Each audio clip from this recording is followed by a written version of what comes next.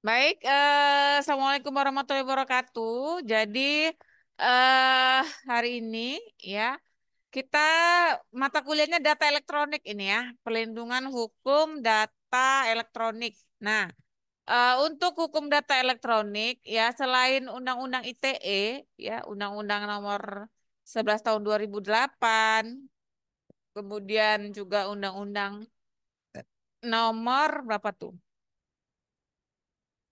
19 2016. Kemudian ada juga undang-undang yang baru nomor 1 tahun 2024 ya tentang transaksi informasi dan elektronik ya. Ada peraturan menteri yang harus kalian ketahui juga ya, peraturan Menteri Komunikasi dan Informatika nomor 20 tahun 2016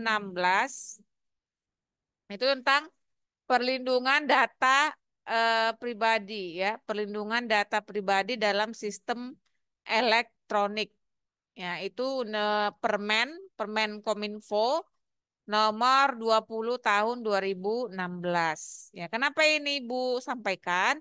Karena mata kuliah yang kita pakai ini adalah mata kuliah data elektronik, ya kan? Jadi dia bukan khusus hukum informasi dan transaksi, tapi dia lebih kepada perlindungan data elektronik. Nah, jadi perlindungan data elektronik itu pakai Permen Kominfo-nya nomor 20 tahun 2016.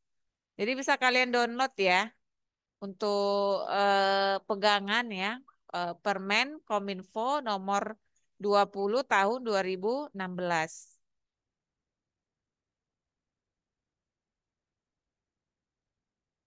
Jadi untuk saat ini ya kita akan adakan 2 kali Zoom.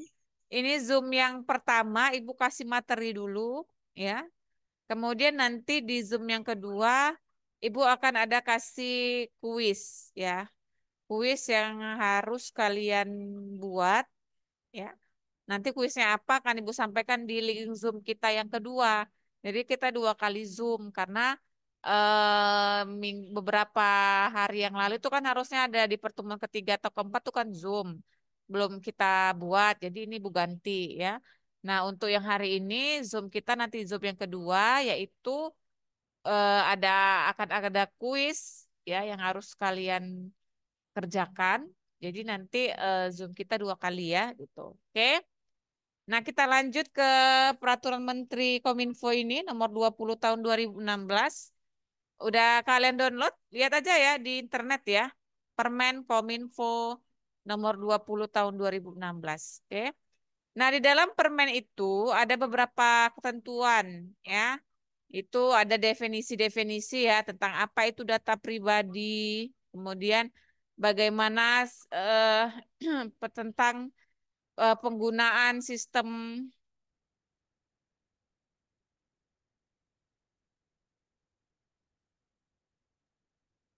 Ini masih ada yang mau masuk ya? Bentar ya.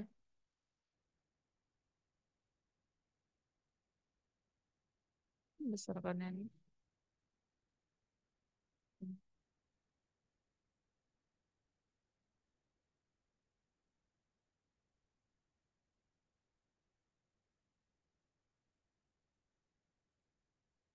Oke, jadi ada tentang bagaimana definisi daripada sistem elektronik ya di Permen 20 2016, Permen Kominfo nomor 20 tahun 2016. Jadi download itu ya. Kemudian ada tentang pengertian-pengertian di sini banyak Ibu lihat ya. Pengertian dari perlindungan data pribadi. Kemudian tentang bagaimana yang namanya perlindungan data pribadi dalam sistem elektronik. Kalau kalian lihat ada di pasal 3-nya itu atau bab 2 yang berkaitan dengan perlindungan data pribadi dalam sistem elektronik. Di situ ada beberapa proses ya, boleh kalian baca pada pasal 3 bab 2 pasal 3. Ada tentang perolehan, pengolahan, penyimpanan, ya sampai pemusnahan. Nah, kemudian di pasal-pasal selanjutnya di dalam Permen Kominfo ada yang berkaitan dengan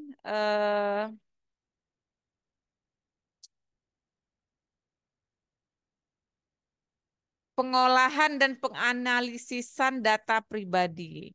Ya, jadi bagaimana cara kita memverifikasi data pribadi kita yang dia diolah ya atau dia dianalisis sesuai dengan sistem elektronik. Itu ada di pasal 12 ya. Jadi kalian lihat aja permennya dibaca ya. Kemudian ada terkait dengan penyimpanan data pribadi di pasal 15-nya. Selanjutnya ada tentang pusat data. Pusat data atau data center itu ada pada pasal 17. Jadi bagaimana data center ini yang dia merecovery data-data kalian. Nah, jadi kalau kalau kita kan berpikir ya, gimana sih seseorang yang berkaitan dengan transaksi elektronik ini ya, seseorang yang misalnya melakukan kejahatan dunia maya, itu bisa terlacak, ya kan? Bisa nggak? Bisa terlacak oleh kepolisian gitu, karena kepolisian itu mencari data pribadi kalian ini. Ya, jadi ada namanya pusat data, seperti pada pasal 17 Permen Kominfo itu, ada pusat data yang mana pusat data itu merecovery ya atau menyimpan ya pusat data ini menyimpan semua data-data pribadi kalian. Nah, setiap kita kan ada NIK ya, nomor induk KTP kan? Ada nggak? Ada. Itu jadi nomor induk KTP itu merupakan salah satu identitas dan juga itu data pribadi kalian, yang mana data pribadi itu dia punya pusat data. Dan pusat datanya itu yang mengetahui siapa? Yang mengetahui itu negara gitu. Ya, jadi negara kita ini menyimpan data pribadi kita. Makanya setiap pelaku-pelaku kejahatan ya, baik dia kejahatan di dunia nyata maupun kejahatan di dunia maya, itu bisa dibuka datanya. Jadi kita disadap, Bu, ya tidak kategori penyadapan juga, tetapi memang data-data pribadi ya penduduk negara Indonesia ini dia berada pada pusat data, ya. Pusat data itu dia bisa dibuka oleh yang namanya kewenangan. Kewenangan itu siapa? Negara. Jadi negara itu bisa melihat data pribadi kalian. Itu ya. Makanya salah satu lembaga yang bisa melihat data pribadi kita itu adalah kepolisian. Polisian, ya KPK misalnya. Atau pihak-pihak pemerintah lain yang memang memiliki fungsi kewenangan untuk melakukan proses hukum, ya. Itu diberi kewenangan untuk melihat data pribadi kita. Karena data kita itu ada penyimpanannya. Itulah yang namanya pusat data. Nah, data-data pribadi ini, ya, mengapa dia bisa diakses oleh negara, ya? Karena memang negara itu membutuhkan yang namanya identitas warga negaranya. Jadi identitas kita itu dibutuhkan oleh negara untuk berkaitan dengan permasalahan atau berkaitan dengan kepentingan-kepentingan kita yang memang harus diatur oleh negara, ya. Misalnya saja ya, kita mau membuka rekening di bank, ya. Kemudian kita misalnya mau melakukan penerbangan dengan naik pesawat atau kereta api gitu kan. Itu kan semua pakai data kita, data pribadi kita ya, sebagai identitas. Nah, itu semua dibutuhkan oleh negara agar apabila terjadi hal-hal yang tidak diinginkan atau apabila kita ini menjadi target kejahatan ya atau kita juga sebagai pelaku kejahatan misalnya atau kita memang yang harus dicari oleh negara gitu, maka negara sudah punya data kita. Nah, jadi bagaimana Bu melindungi data kita? Ya data kita memang harus dilindungi gitu. Dan negara memang melindungi itu sesuai dengan Permen Kominfo 22 tahun 2016 ini. Ya, negara melindungi data pribadi kita dan juga sesuai dengan Undang-Undang ITE ya, yang nomor 1 tahun 2024 itu. Negara memang wajib melindungi data pribadi kita, tetapi negara juga memiliki kewenangan untuk membuka itu ketika dibutuhkan. Nah, jadi kalian harus hati-hati, ya, hati-hati tidak hanya kepada orang asing, tidak hanya kepada eh, orang-orang yang kalian tidak kenal, ya. Tetapi kalian juga hati-hati terhadap negara. Kenapa? Karena negara bisa membuka, ya, mengakses data pribadi kalian kalau memang kalian yang menjadi target, ya, target pencarian dari kewenangan negara ini. Jadi ya seperti itu. Ada nggak Bu yang privacy di dunia ini? Nggak ada, ya. Yang privacy itu hanya ketakwaan kita ya kepada Tuhan, ya. Jadi data-data pribadi kalian, data pribadi saya itu semua bisa dibuka oleh negara. Tetapi negara juga memiliki kewajiban untuk melindunginya. Itu ya.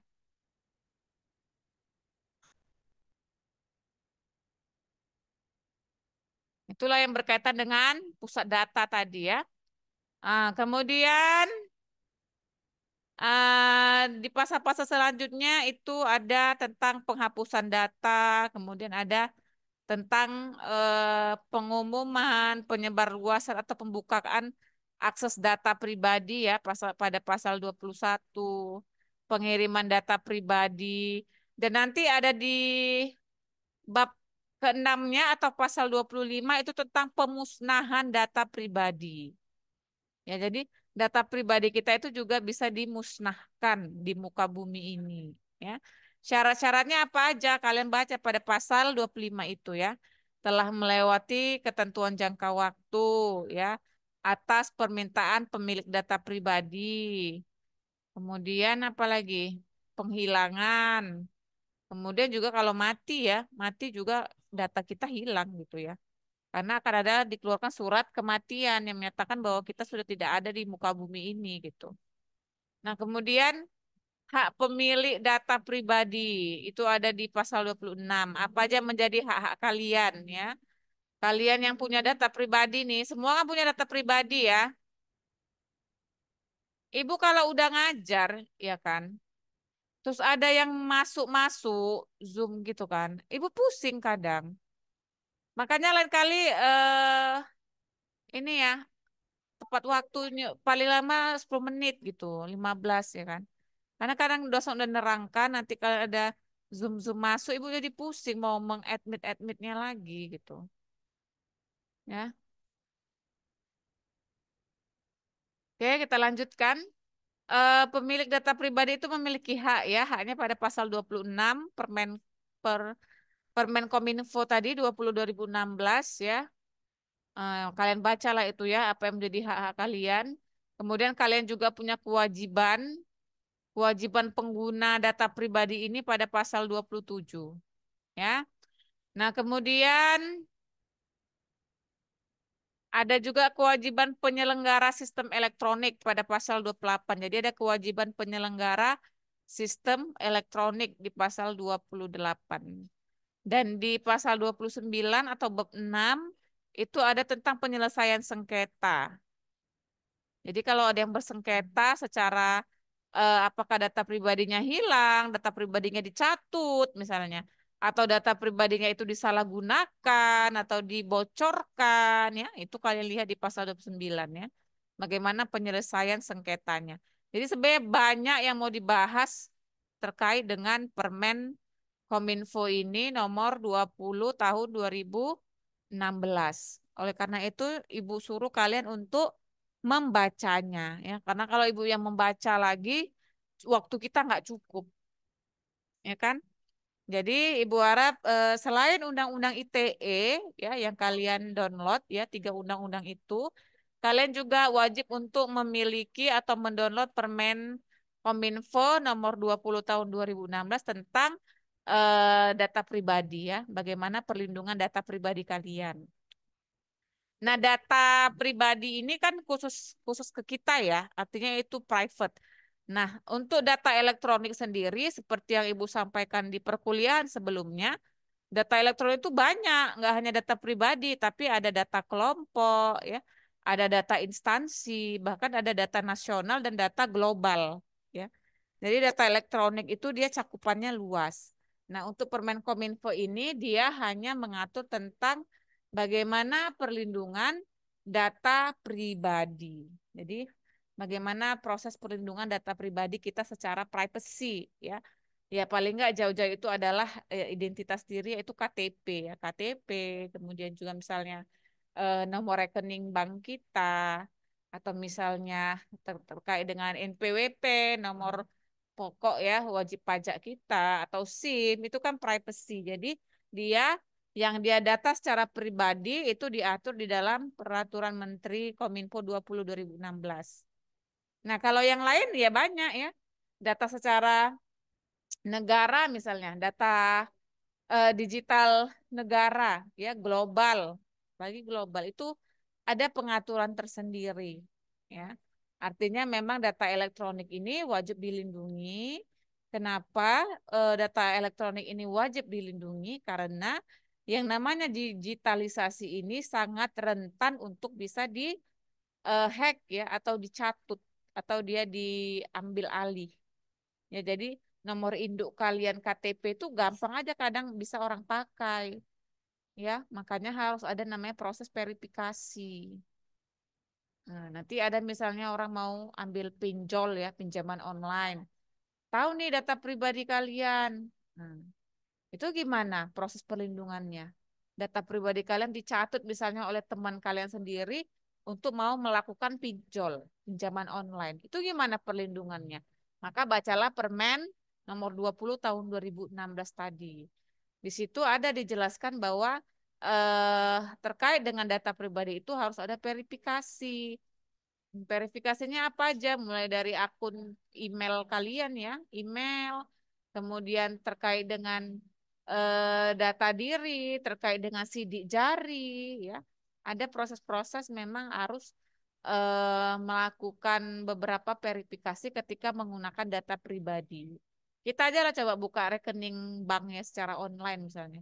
Itu pasti banyak ya prosesnya, proses untuk verifikasi benarkah si A ini dengan KTP ini adalah orang sesungguhnya atau malah ini orang lain gitu yang mencatut. Jadi itu adalah merupakan sistem keamanan yang dilakukan oleh perbankan ya untuk menjaga privasi data pribadi dari seorang nasabah. Sampai sini paham nggak yang Ibu ceritakan ini?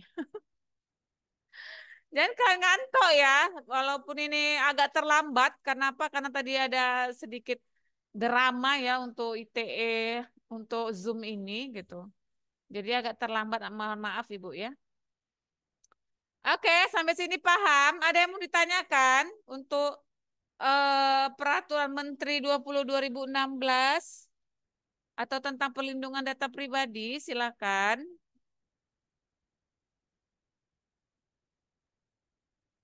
Ini mana semua orangnya? Coba kalian on kan dulu kamera kalian.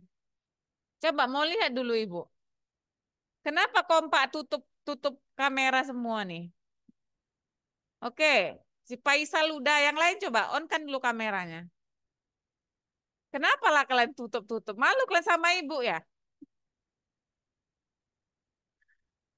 Si Tia Miranda Tarigan. Kenapa di off kan kameranya? Aduh, masih Saya jualan, Bu. Kenapa? Lagi bantu mama saya jualan gitu. Oh, betul jualan. Oke lah, Lagi mengemudi, Bu. mengemudi. Ya oke lah. Karena banyaknya aktivitas kalian lain ya. Ya namanya Zoom-nya seperti ini akan sambil menyambil lah ya.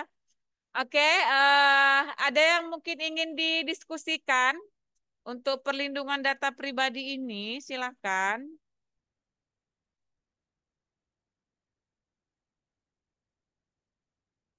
Ada? Pas? Ada atau pas? Pas, Bu. Pas ya, oke.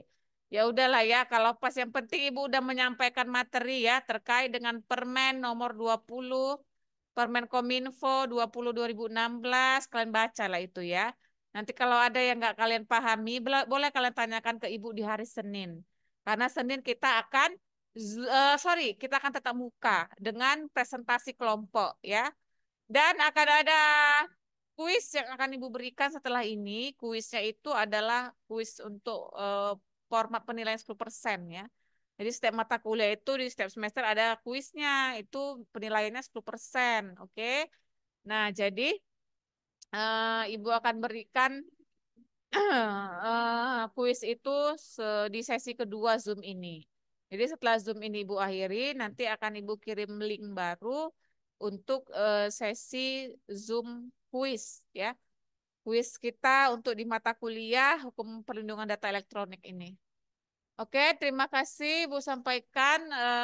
Lebih kurang Ibu mohon maaf ya. Ibu akhiri. Assalamualaikum warahmatullahi wabarakatuh.